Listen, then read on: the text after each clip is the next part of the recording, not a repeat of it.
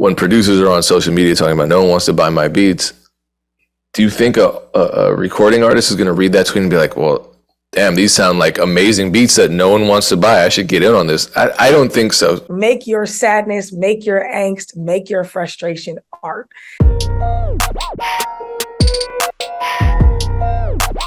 It wouldn't be a podcast if there weren't a cat-related mishap.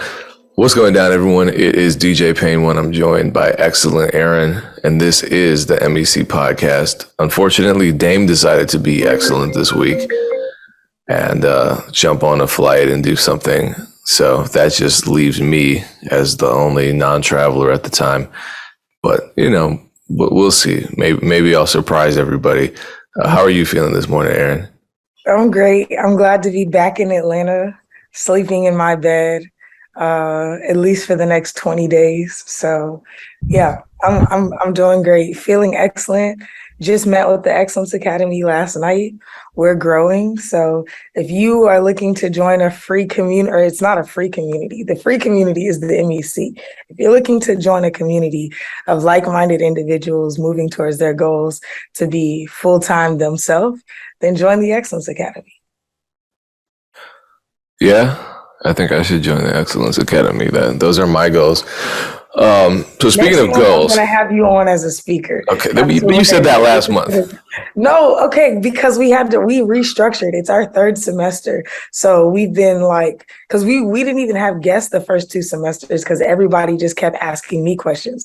Now we started bringing on guests this semester. So it's the end of the month. Next month, I'll have you come on and talk about things, whatever you want to talk about. I know everybody will be stoked. So we have a couple producers in the Excellence Academy, but as it's getting colder, it's dwindling how many people come on live, and it's mostly people watching the recording. So I know all the people watching the recording will also be stoked to have you on. I wonder why temperature affects people watching a web show. Well, you're going to hear cat sounds in the background. So speaking of that, and I think communication is kind of the foundation of everything we do, and that's actually something that you wanted to talk about. We talked about it last week with the whole FNF conflict, the Glorilla versus Hit Kid thing. And I don't know if there are any updates on that. I haven't seen any. I don't know if you have. But hopefully at this point they are communicating, because certainly miscommunication and specifically not communicating expectations when it comes to ownership of a song, the trajectory of a song, how a song is going to be rolled out, and then how transference of rights is going to play out in the case of the song's viral success. Those are all elements that I think were a part of this whole situation. So communication, pretty much any issue I've ever had in the music business has either just been communication, probably 90% communication, then 10% people actually just being evil individuals. For the most part, it's communication. Now, it's hard to tell where one starts and the other ends, because obviously people are going to exploit communication and further their own agenda. Like, I don't know if this happens to you, Aaron. I've talked about this before. I don't get on the phone with people I don't know for business. I mean, if it's a lawyer, if it's a manager, that kind of thing, cool. But if it's just an individual artist, I say text me, email me, because I know, and this I'm telling you, this happens it happened to me with an artist recently who contacted me and said, why would you sell a beat out from under me? And because we had an agreement, and one, I didn't sell a beat out from under them, and two, we didn't have an agreement. But luckily we were communicating through Instagram DMs. So I scrolled up and I said, please let me know, send me an image of where I agreed to anything with you. Because this is a miscommunication. You think, one, we had an agreement, and two, that I did something I wasn't supposed to do. And I didn't do anything. I can sell whatever beat I want of mine, but I didn't sell it. It was just that he saw someone else leased it and assumed the worst. So they sent me a screenshot of of them saying, I'm going to want the stems at some point, and me saying yes. And they're like, see, we agreed on the exclusivity. And I'm like, those are stems. Stems refer to individual audio files of the beat, but that's not an agreement of exclusivity. And then they were like, okay, my bad. But thankfully I had that in writing, because otherwise it would be their word against mine, and people will swear up and down because in their mind, you know, I don't think it's them being manipulative. I think it's them honestly just not understanding the situation very well, and then having too much credit. Listen, I don't. For the most part, I think it's an even split. I think a lot of people are lying through their teeth. I think in this case, it was just somebody not understanding the situation, or thinking in their heads, we have this agreement, and then I don't know. I think a lot of people have intentions in their head, and they don't communicate them. Or if they communicate them, they don't communicate them clearly, and that's when problems arise. So back to the topic of communication, and I know that, you know, I'm giving my perspective as a producer. This happens all the time, but I imagine with management and show promotion, that's a whole new can of worms full of miscommunication. So speak on that. I hate calling it miscommunication, because now I will agree that sometimes it is, but a lot of times people assume intent when communicated to, and therefore don't hear what is being communicated. Okay. Yeah. You know what I'm saying? Yep. And I don't like that, because it's like, no, we said this, we agreed to this, but now because you, in hindsight, don't like the way that was, you skewed it to where, well, we didn't talk about this, so it must mean that this means, you know what I'm saying? And I don't like that.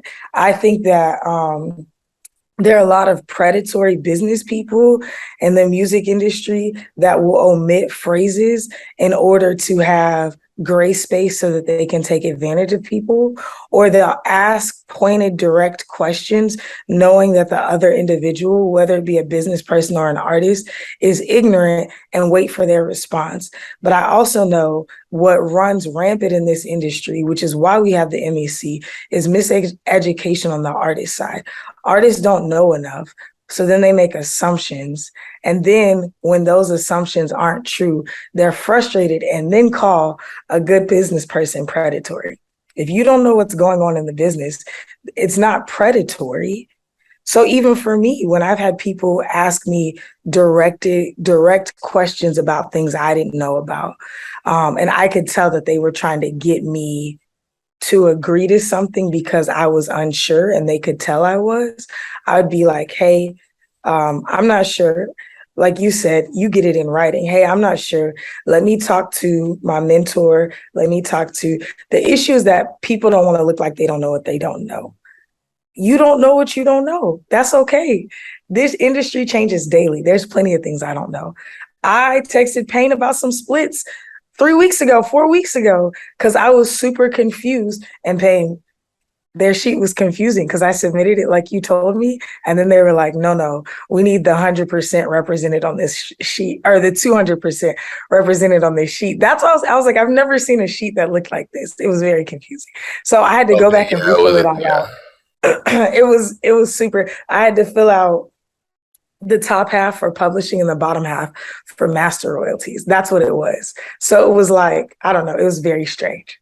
Anyways, but That's interesting. Usually that's right in the contract under the rights part. And it was HBO. It wasn't even like some little. Oh, it was for a sync. If it was for a sync, that makes sense. Okay, yeah, it was. For a sync, that makes sense. But you know, normally they give you two separate sheets. That's what I'm used to. You do a publishing sheet and a master sheet, or you agree to it, like you said, in the contract, and then they send you something for the publishing. I was confused. Anyways, but apparently they change their sheets regularly. I don't know. Can't wait till I'm doing so many HBO syncs that it's regular for me. But if I don't know something, I will ask. When I was younger, I wasn't there. But as I realized that it wasn't just my career, but other people's career that I was holding, I had to say, I don't know what I don't know. Let me go ask somebody. Let me consult Google. Let me pay for a consultation, whatever. Let me find this information out. What a lot of artists, producers, people who let their pride get in the way do is they make assumptions. And then when people come back and correct the assumptions, the first thing that comes out of their mouth is, you're a predator, or why would we have ever agreed to that? I'm like, I don't know, but you did. And you agreeing to it, like I had that situation. I've had this situation so many times, but this is something that bothers me, which is why I try to work with a very small circle of people in a day-to-day manner. I'm an honest person. I'm honest to the point that even if I don't know you, I'm going to make sure that the business is done right on your behalf, because I wish that somebody would have done that to me. I wish people wouldn't have taken advantage of me. I didn't get taken advantage of a lot. I had a lawyer very early in my career who was looking out for me. I have always been very forthcoming, and I ask a lot of questions. So if you're trying to be snaky, I'm gonna be like, I don't know what you're talking about, but the way that you're responding to me makes me uncomfortable. So I'm grateful that I haven't been taken advantage of in that aspect. What has happened to me is that people will renege on their contracts consistently. That has happened to me. Or people will agree to something verbally or via email, but then say, oh, well, my lawyer didn't look at it, so now we got it. That has consistently happened to me. So now I work with a very small, tight group of people. Either you're paying me an exorbitant amount to consult for you or on your project, or I work directly with you and we have contracts in place, but I also trust you. Even people that I trust now, just had a conversation with a artist that we managed yesterday. Hey, here's what we agreed to. I'm just reaffirming that we agreed to this. Here's a brand new project that we're bringing into this. What is our agreement before this project gets off the ground? And my business partner was like, well, let's talk to this person after we finish. I said, no, because we keep getting burned, assuming that people are going to honor the word that they gave us. So I'm with you, Payne. It's like, I want it to be an email and a text exchange. We can talk about it on the phone, but it's most likely going to be Zoom, and I'm going to record it. It's gotten to that point with me where it's like people just love screwing other people over because they're only interested in themselves. So young managers, have these conversations early and put it all in writing. Even if you write it on a piece of paper, your artist signs it and you take a picture of it. In the state of Georgia, a handshake deal is legal. So if you say it verbally and they agree to it, it's legal. I used to do a lot of verbal and handshake deals with my artists, thinking that they would honor their word. They tend to get amnesia when it comes to honoring that part of their word, but can remember anything that you said to them that they didn't like from 4 or 5 years ago, but can't remember that they agreed to pay you 30%, agreed to pay you back the money that you paid. You know what I'm saying? Like artists can't remember that they agreed to scale with you and give you you know what I'm saying? So get everything in writing, talk about it, and then talk to a lawyer. I have lawyers that I can just call and ask questions to because I have that type of relationship with them. If you don't have lawyers that you've built a relationship with, like that with, find a music business person that you can talk to and consult with. That people hit me all the time. Hey, can you negotiate this contract for me or whatever, like on a management side. And it's because they know they can trust me, even if they don't know me. People around my network hear that I'm that type of person. And so that's what I've become, is somebody like an honest example for people like, hey, let me help you. I'm not perfect, but I really, really, really and truly try to be honest and take care of people. So again, another plug for the Excellence Academy. All the people in the Excellence Academy, if they need to talk to my lawyer or if they need to talk to me about sorting out a deal, that's one of the perks that comes with it, because a lot of people don't have somebody they can talk to. So if you don't have that person, if you don't want to join the Excellence Academy, look for lawyers, listen to podcasts. That's how I met my lawyer. I heard a podcast. I was like, let me reach out to him. I emailed him. He was like, hey, my whole office has to vote on new clients that we bring on. Send your artist music. I sent it in. He was like, I like you. We're going to take you on. We know you can't afford us. Da, da, da, da. That started our relationship. Shout out to Martin Frascona. my main lawyer, one of my favorite people in the music industry. I've been rocking with that dude for now 12 years because he cared about me off rip. He's very expensive. He's the only office in America that's won a Grammy every year for 40 years. His dad started the office. He is now one of the main lawyers there. So, and then I use other attorneys in his office now, like phenomenal humans, but he's not going to give you the same rate is what I'm saying. But find somebody that you can listen to, find a new up and coming. I have another attorney who's in law school. I send her questions. I have she's a friend of mine. She's in law school. Yo, what do I do about this? You know what I'm saying? Find people. You can find people if you're looking, but don't let people take advantage of you. Young managers, don't leave it to the artist who's feeling good and excited about you right now. The moment that they're pissed, they don't care about you anymore. The moment that they're up, the moment that they get a little clout, notoriety, fan base that you help them build, that moment, they do not care about you. Make sure you get it in writing. Make sure your communication is clear. And if you learn new information, go back. Hey, this is the new information I learned. I think we should move accordingly. Can we get this in writing? Or if you make a mistake, I made a mistake on some splits last year. I had to hit up a producer. Hey, my bad on this mistake. This should have been communicated with you. How can I make it right? You know what I'm saying? Like, just apologize, make it right. That way more people trust you. People will still hate you. Just know that this is not foolproof. People still hate me. I'm not saying this is how to keep from being hated. I'm saying this is how to keep your name clean and your nose clean. People can't say that I do bad business. People could say whatever they want about me, but they can't say I do bad business. And that comes from clear communication. That comes from truth. That comes from apologizing. That comes from sending emails with the clarity. Yeah, and it's to the point where you really have to cover items that you shouldn't have to cover. And I'm still giving a lot of people a benefit of the doubt because I know that the two of us work with a lot of people who are artistically talented, but who ignore all other aspects of the music business. And it's their fault. I mean, I don't give them a pass for it. I'd say the majority of producers, the majority of rappers don't know the music business, but are in the music business moving as though they have all the confidence and information in the world, which I think is fine if at least in the background you're doing the work and incrementally learning. However, some people know a little bit about the music industry. I think that's also okay. They know some about the music industry functionally. But you're bringing on a person who does this for a living and then challenging their understanding is very strange.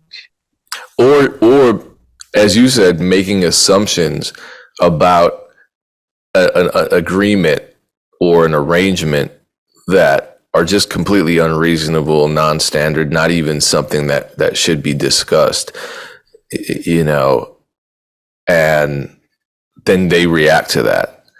So we could sit here and probably list a million different common, I don't know what we'll call them, misunderstandings. Maybe that's a little too light for you. But, you know, for example, like if you lease a beat, do you own that beat?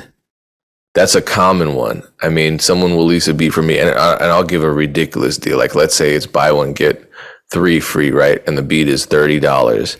You do the math. That's under $10 per beat. So you really think for $8.99 or whatever the math breaks down to, you own that beat suddenly exclusively?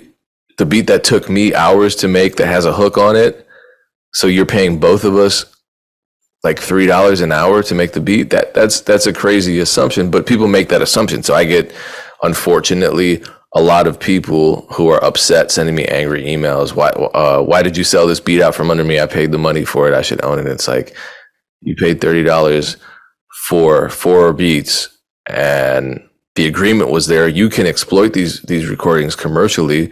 You can make money. You can do whatever you want with them other than own my creation. You own your portion of the creation. I'm not taking anything from you. But this is a license. The same way HBO licenses a song from you. When that song gets played, and this is the crazy thing, when they do it, it's cool. When you do it, it's a problem. Because when you license a beat to somebody, they should own that. Not everybody. I'm saying the people who believe that, and that's not the average person. I don't want to make it seem like I'm complaining about people who license beats for me. This happens rarely, but I can guarantee you, if they licensed a song of theirs to a TV show or a film, they wouldn't want that TV show or a film owning their song. Lucky for them, that's not how it works. A license is non-exclusive, generally speaking.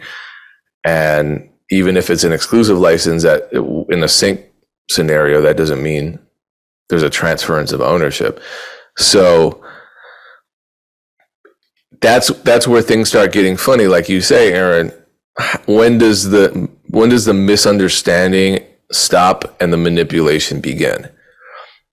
Right. Because like you said, when the shoe is on the other foot, that's like artists. The manager will come in, make their idea, their art, whatever, go. Manager owns none of that. Artist has no problem with that. Manager comes to an artist with an idea, also makes their idea go with the artist a part of it. Now the artist says, I'm supposed to own most of this. No, what? How come I don't own? How does that work? This is my intellectual property. You came alongside part of it. By the same rules, I should own it and you should just get a revenue split. Well, just the concept of ownership. But you tell an artist that, and an artist is like, you're predatory. I'm like, how? You agreed to this for me on my behalf when I'm the manager, but you as an artist wouldn't agree to it on. Explain how that makes sense. So then does that mean that I'm being taken advantage of as a manager working on your behalf? If that's predatory, tell me. Well, if that's what that means, you should be giving me part of the ownership. You know what I'm saying? It's like when the shoe's on the other foot, like managers aren't just managers. We're creating futures. We're building things. We're generating revenue. We're not just managing what comes in, which is what managers used to do. I hate the title of manager. I am not a manager. I'm not even called. People know me as that, but it's like, that's just people who manage what's coming in. I'm creating, I'm building, I'm developing. So if I bring my IP to the table and you become a part of it, why do you have to now own it? Do you know what I'm saying? I just think, like you said, it's like the licensing it. They're like, no. HBO's just licensing it. I own this song. Yeah. But when you want to license a beat, you're like, no, I own this beat. You shouldn't get it. It's crazy. It's delusion on all sides. It's like, let's flip it and put it in the terms that you can understand. It doesn't make sense. Right. And I know very few managers who aren't creators at this point. I mean, look at Dame. You know, you both you and Dame, you were considered managers. Dame was also the builder of a record label, and it was a problem when he suddenly owned half of that label. And the fans, I mean, the fans are an echo chamber, but what we're seeing more and more of is the increasing, because this wasn't like this 20, 25 years ago. Fans shut the fuck up when it came to the music business. They were just there to be fans. Now, speaking on the music business is pop culture. And so now it's all being filtered through the pop culture lens. If artists don't know about the music business as it is, then fans definitely don't know about the music business. So you go online. The problem is, too, also, a lot of fans are artists. So this echo chamber of ignorance affects everybody. So you might come up, if you're a new artist and you come up in that environment, that echo chamber of social media ignorance, you're going to walk into the music business not knowing shit, or you're going to have a lot to unlearn, because the people on Twitter, for example, what conversation did we have? It was the Glorilla situation. A lot of people were speaking on that, talking about, oh, she signed a 360. She didn't own her masters, this and that. And it's like, you don't know, because nobody knows except her and the people she signed to. And two, you're just using buzzwords because you read an article. You heard the term 360 deal. You heard the term masters. And someone brought up, maybe it was Kanye, maybe it was Prince, basically heralding the minority of artists that at some point in their careers owned a portion of their masters or part of their catalog. I think ownership in general is just, and this is coming up a lot throughout this Kanye controversy, which I don't want to get into, but people keep throwing the word ownership around. And as a concept, that's where suddenly we have double standards, because ownership, and I'm not here to excuse the label's behavior. I think a lot can change about the label. For example, in the context of a major label deal, should the label own, or I should say, should the label continue operating as though its budget funds the creation of music, when in 2022 that's not the case? There's a lot wrong with the way modern day label deals are structured. For example, Can you explain what you're saying? Yeah. So like traditionally, the label budget was everything. You couldn't record your music. You couldn't get a producer. You couldn't get beats. You couldn't get recording. You couldn't get mixing and mastering. Nowadays, the artist comes with a finished product to the label, and the label gives them an advance. So the way that the deals are structured should be changed, and they really haven't changed much. Sometimes, you get a licensing deal. I had a licensing deal with Ted Park and Capitol Records, and we got our master rights back after a period. And now we own our masters again. There was a reversion clause. Great deal, at least in terms of ownership, but that's not common.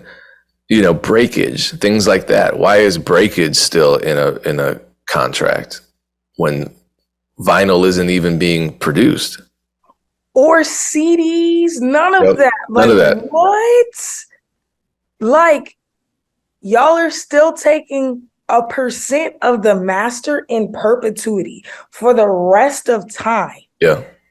Against the initial advance that you give the artist for CDs and vinyls that don't even get made. So, having said all that, I still don't know what people expect the labels to do in a situation where they're giving you an advance. People freak out about ownership. Like, why does the label own anything? It's my art. Do you think they're just giving you $1 million advance for nothing? So that attitude carries over. I do feel like the labels could evolve. They don't have to own the property. They don't, but then it's going to change. The deals are going to change. So if the label, as you said, Aaron, there could be reversion clauses in all of these situations. The easiest way for the label to make their money back that they pay the artist is by owning either permanently or temporarily the master. So let's say they own it for 10 years. That seems reasonable because you never know. You're betting on your future if you do a 10-year deal. Maybe they own it up to a point in terms of a revenue threshold. Again, you're betting on yourself. If you never hit that, well, then everybody kind of loses, even though the label is never going to lose because they have a way to manipulate numbers. But there are a lot of ways the labels could evolve. They don't even have to own it though. They could just do a revenue split on the master. That's the thing that I'm saying. Like, if I could just introduce this notion, I own a label, Build Your Own Dreams. We own no masters. We do a 50-50 revenue share on the intellectual property. Our artists own their masters. We do 50-50 rev share, right? That's it. It's pure. If the artist at any time wants to not give us a revenue share, they can buy back the other 50% of the revenue share. They just have to make us a reasonable offer. We'll look at the last 3, 4, 5 years. If we made $400,000 off of our 50%, obviously the way that valuation works, you're going to have to offer us at least double that or triple that to buy it back. But like, if you're content and we're content, it's just a rev share. That's like real estate. Most developers don't own the building.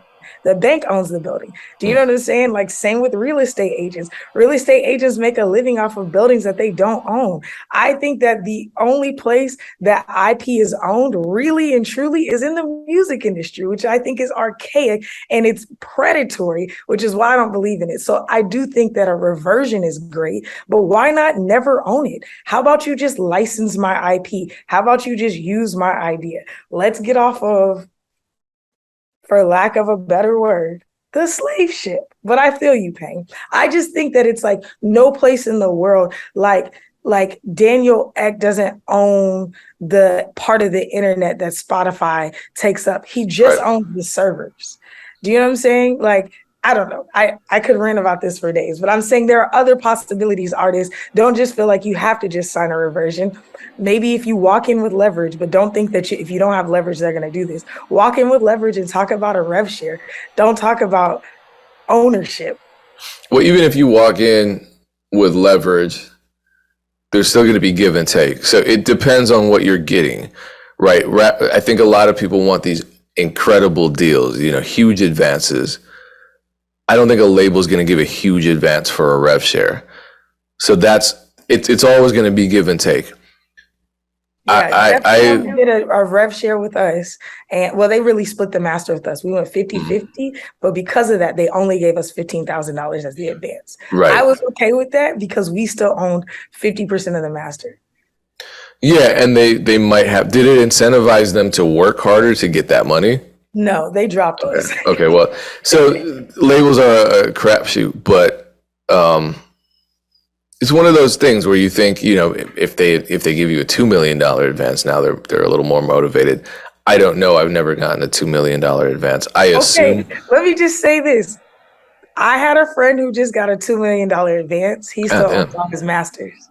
From what? Well, no, I guess you can't say. I can't tell you who, but I'm saying if you walk in with the right leverage, and that was just the advance. Do you know what I'm saying? Yeah. Like he gets, and then he has a pass-through situation to where 50% of all the revenue has to pass through.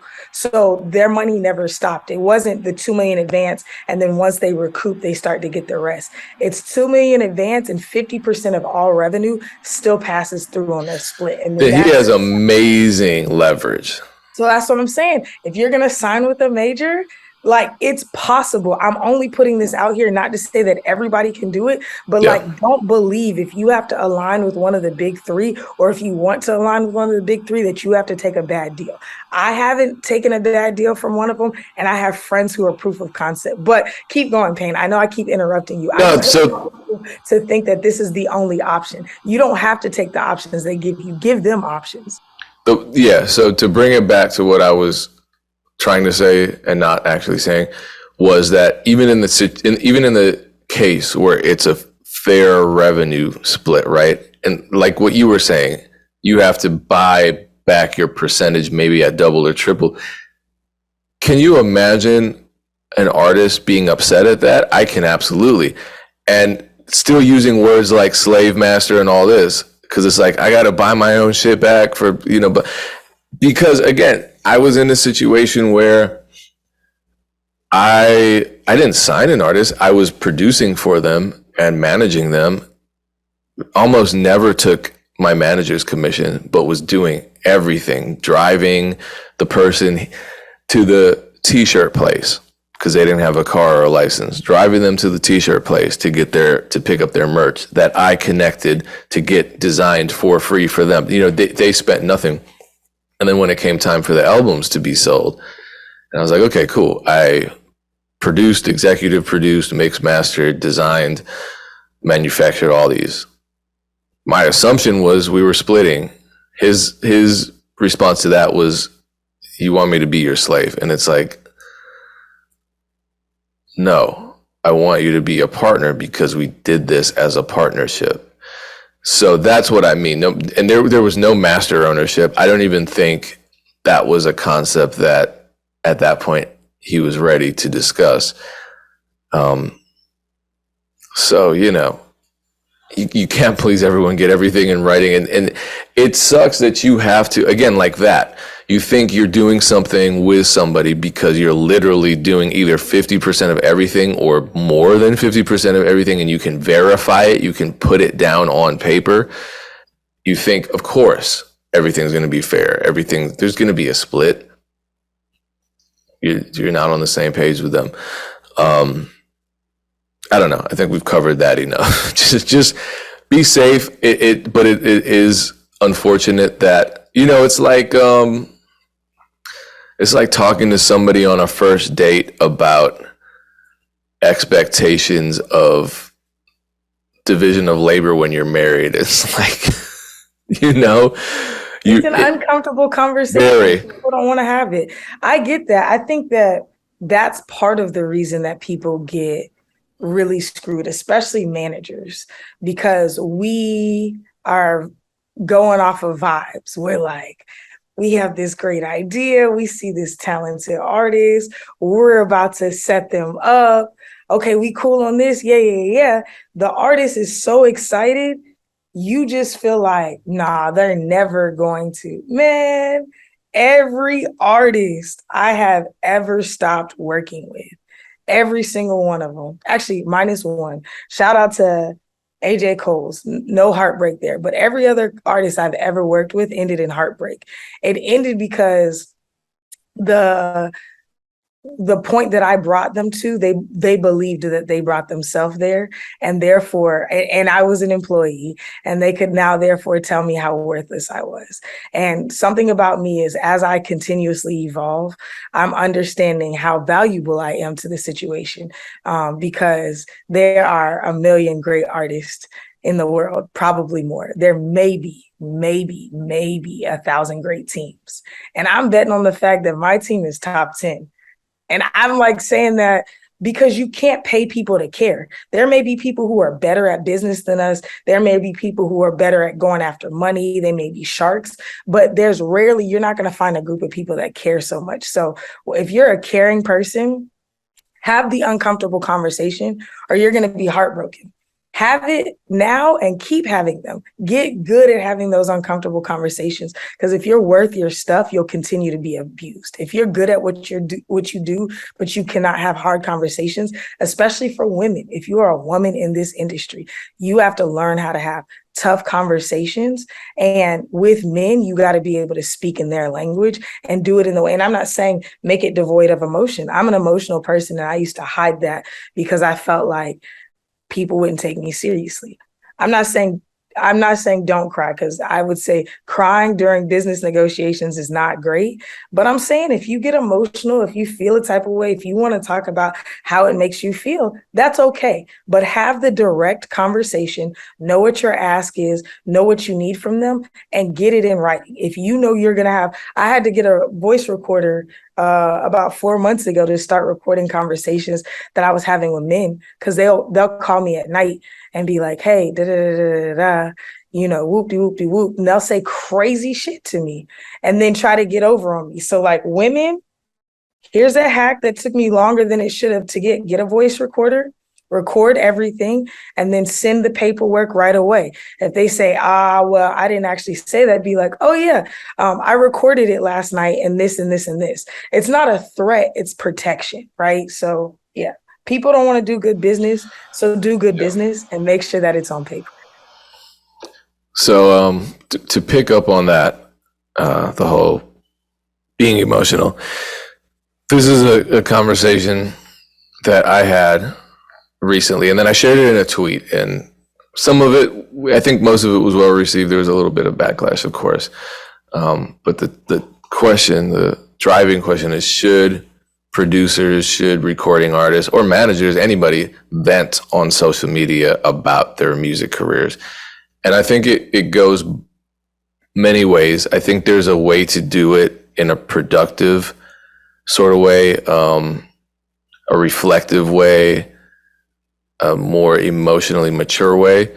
So I had a conversation, and this was a private conversation, but some of it was public. So I'll only share the public part. But I had a conversation with Ted Park when he was here a couple weeks ago. It was a pretty difficult conversation. And he shared with me, so he was one of those artists who left the city to make it, right? And we know how that goes. Usually an artist leaves the city and comes right back. He didn't want to do that. So he was struggling a lot. None of us knew it. And he was struggling for many years at times. And this is in his music, sleeping outdoors, that kind of thing. Like actually suffering. And none of us understood that that was happening until after he moved past that point. He told me he made the conscious decision not to go on social media to talk about what he was going through, because he didn't want to put that energy out there to the supporters and the fans that he did have at the time. After the fact, he talks about it as kind of an inspirational, reflective thing. Like, this is what I went through. This is what I learned. These are the mistakes I made. These are the things I did that you can be encouraged by. So I posted a tweet because I see a lot of producers, especially, complaining about not being able to sell beats, rappers not paying for their beats, this and that. Just things that personally I wouldn't be encouraged by if, say, I wanted to go buy produce, right? And the grocery store was tweeting, no one wants to buy our lettuce, it's all rotten. I'm like, I don't want to buy that rotted ass lettuce. What do they know that I don't know, right? So when producers are on social media talking about no one wants to buy my beats, do you think a recording artist is going to read that tweet and be like, well, damn, these sound like amazing beats that no one wants to buy. I should get in on this. I don't think so, but I could be wrong. And I got some interesting replies. I think one of the most interesting reply was someone just being really upset, saying, oh, you're telling us not to be our authentic selves. Now, that's not what I'm saying. I'm saying don't be your reactive selves. There's a big difference. If you don't understand that, that's fine. It takes some time. I think emotional maturity is a rare trait, and it's one of the most difficult habits to develop. But you are your brand, right? And what you post to social media is permanent. Even if you delete it, people remember it, people share it, people screenshot it. The other thing is, speaking is an action. Words are actions. So they're not just words. People will say, oh, it's just a tweet. No, that's an action. And actions create your reality. So the more actions and habits that you're taking, the more they will shape your reality. So if your actions involve dwelling on not being able to sell beats, or dwelling on your shows not being packed, or dwelling on recording artists love to do this bullshit. My city doesn't support me. No one in the city supports me. Nobody fucks with me. They're not going to, because you're making the action of reinforcing the fact that you don't get support, rather than just figuring out what people want from you. So is it inauthentic to avoid being negative on social media? Honestly, I think that I'm just going to say it. This is my opinion. Anyone who like the guy that says, I'm just going to be my authentic self, you can't stop me from venting on social media and being hopeless and this and that. I think that's a sick concept, because let's be real. There are days we want to crash our cars into the person who's blocking us from merging into their lane. There are days we want to slap the shit out of a coworker. So are we being inauthentic if we don't act on those impulses? Like, there are times when mothers want to abandon their children, and I don't blame them, because life is hard. Are they inauthentic for not leaving their kids at a bus stop and driving away 2,000 miles? No, they're being mature. They're being smart. They know they're not being childish and primitive and harmful. And most of us know the difference between a harmful impulse and an actual decisive and intelligent action. People don't treat social media that same way. Social media is the place you just dump all your impulses. And I think for the average person, even, that's harmful, because you might get a job, or you might think you're getting a job, and someone checks your social media and you had a bad day and you're like, I just want to kill everybody at my workplace. I'm just going to come in. I would love to come in with a shotgun and just shoot my boss in the chest. What do you think a future supervisor is going to say if they read that? You're not going to get that job. Even if you don't mean it, but don't say that shit. So if you feel like no one is buying your beats, you could act on the impulse to go on social media and publicly talk about how angry you are that no one wants to buy your beats. Do you think that's going to help? It's your choice. Is it going to help you sell more beats? Is it going to make you look more confident and competent? Is it going to make your brand look more reliable? No. How about you get creative when you feel that angst? If you, instead of tweeting, nobody wants to buy my beat, how about tweet the beat and say, I can't believe no one wants to buy this fire. Laughing emoji. At least then you're promoting the beat, right? And you're saying, oh yeah, I know that my quality is there. People are just missing it. Do you know what I'm saying? But you just immediately deprecating and feeling bad for yourself. You know what I'm saying? Like, when I was depressed, I could not stop crying. Like my last super depressive episode, it was so bad. And I wanted to tweet about how much I was crying because I just was just like, this is terrible. And I came up with a reframe, as my therapist says, and I tweeted, I wonder what garden my tears are watering. I hope it grows the flowers I like, right? From that, a year and a half ago, really depressed tweet, we now are sending out postcards to people with that same, I wonder what type of tears, or I wonder what type of garden your tears are watering. I hope it grows the flowers you like. We're sending these postcards out now during seasonal depression. That came from a very sad place for me.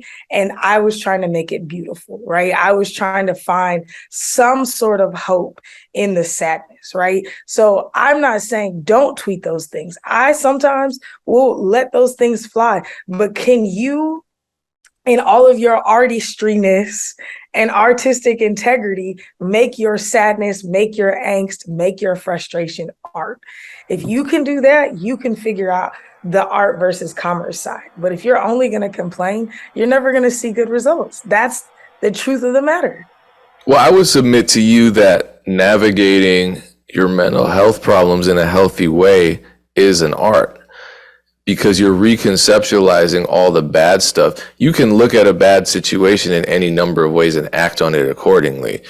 So if there's something negative happening, you can embrace the negativity and compound the negativity, or you can look at the negativity and process it, separate yourself from it, and try your best to move on from it. Obviously, some things you can't necessarily move on from. Grief is not something you move on from necessarily, but it's something that you process and carry and learn to carry. But in terms of, and I'm not talking about that, I'm talking about your business and your music business not going the way you want. People don't come to your shows. That's not necessarily something that you want to go on social media and air out in a straightforward way. Like, no one shows up to my shows. Cool. No one's going to show up to your shows because you're complaining about it. No wonder. I've seen artists go on stage and people aren't paying attention. Fuck all of you motherfuckers. Like, that's going to make it way worse. It's going to make it way worse. You know, like if your partner isn't paying enough attention, cuss them out. That'll work. That's not how life is. So I can see a lot of creative ways. If people aren't buying your beats, producers, instead of going on social media and saying, no one wants to buy my beats, rappers are trash, rappers are broke, that's going to turn everybody off. Instead of doing that, why not try to, like Aaron said, turn it into a positive? For example, posting a beat and saying, no one has bought this beat yet, act fast. Something like that. This beat has never been leased before. You'll be the first. That kind of, market it. Find a way, because it's not devastating to go through a period of inactivity in your business. It happens to virtually all of us. So you just have to find creative ways to either convince yourself that everything's going to work out, because that's really what all of us have to go through. Either convince yourself everything's going to work out and process all those negative feelings privately through therapy, through talking to your friends, and just leave it off social media, or find a way to creatively express it in a way that benefits you, maintains your brand's integrity, keeps you on the path towards your goals. Because if your goal is to be a successful producer, putting out the energy that no one buys your beats is not a straight line to that goal. Find a way to stay on that path with whatever you release. I'm not saying you're not going to slip up, and I'm not saying blame yourself when you do. Just recognize that you did it and pick back up where you left off. But some people turn that into their entire social media approach. And sometimes you wonder, what's up with that person? And then you read a tweet where it's like, yeah, I haven't sold a beat in a year, or like, this isn't working out for me, I just want to quit. And it's like, okay, I can see why. It's not your fault, at least initially, that you weren't doing well, but now it's your fault because that's become your entire reality, and you're the one reaffirming it. It's not the rest of us. We don't know that your beats aren't selling. How am I supposed to know your beats aren't selling? I don't. If you never tell me, I don't know. I think you're doing fine, and everyone else does.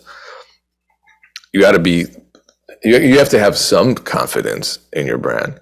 If you don't have confidence in your brand, nobody will. So if you're projecting that energy, you've ventured into some dangerous territory. I mean, it's like remember we talked about this on the show all the time. The artists who cancel a show and then go on social media and complain about it, it just brings their value way down in the eyes of the public. Even their own fans, I think, are going to start questioning them, because it's like, if other people are messing with them, why am I? And you can flip that into a totally different narrative, where it's like, instead of complaining about the people that weren't there, start sharing photos of the people that were there at the more successful tour stops. Or share the photos of the 12 people. Go crazy with them. Make it the best experience. Have a meet and greet after. Thank you guys for rocking with me. Clearly, not a lot of people know what I'm doing right now, but I'm appreciative that y'all are the first. And follow me, DM me right now so I can follow you back on Instagram, because you're for real a day one. Make them your super duper fans. Yeah, if you don't cancel the show. If you do cancel it, you don't have that opportunity. Yeah, people are weird. If you have to cancel it, cool, don't blast the fans. But how about not cancel it and make some super fans? I think we'll end on that note, because that was positive advice. Appreciate everybody tuning in. Once again, it's excellenceacademy.biz.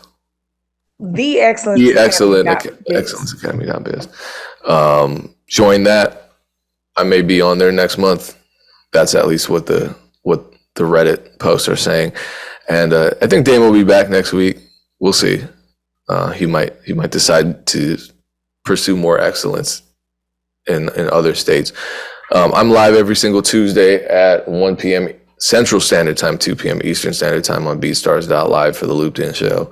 Check out beatstars.world/lives to submit your loops to be turned into beats live on the show. That's why it's probably the coolest beat making show on the planet.